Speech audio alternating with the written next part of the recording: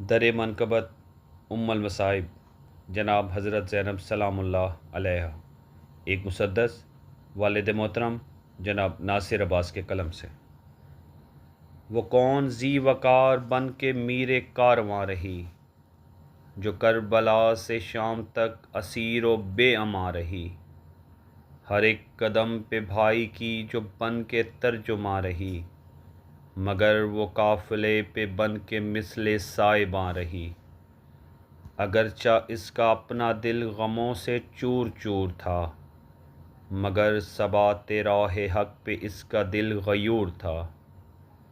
وہ کون حیدری وقار بن کے سب پہ چھا گئی، وہ گفتگو حلاوت علی کا رعب پا گئی، فصاحتوں کی تیغ بے نیام یوں چلا گئی، امیر شام کی صفوں میں کھلبلی مچا گئی۔